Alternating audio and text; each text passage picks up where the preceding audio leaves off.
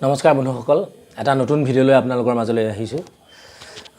আজি এতিয়া ক'ব বিচাৰিছোঁ উগ্ৰতাৰা যিটো আমাৰ কাৰণে খুব এটা সুখবৰ বুলি ক'ব লাগিব। উগ্ৰতাৰা মন্দিৰলৈ যি বিগ্ৰহ হেৰাইছিলে সেয়া পুনৰ ঘূৰি আহিছে, অৰ্থাৎ উগ্ৰতাৰা মন্দিৰলৈ মা পুনৰ ঘূৰি আহিছে।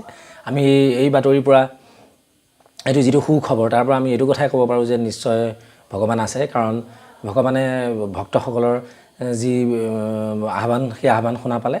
ভক্তসকলে দুখ কৰি আছিলে, কিন্তু আজি পুনৰ উভতি অহাৰ বাবে সেইটো আমাৰ কাৰণে সুখবৰ বুলিয়ে ক'ব লাগিব। গতিকে সকলোৱে ভগৱানৰ ওপৰত বিশ্বাস ৰাখি, আমি মাতাৰ প্ৰতি বিশ্বাস ৰাখি আমাৰ নিজৰ কামবোৰ কৰি গ'লে আমি নিশ্চয় সফল হ'ব পাৰিম।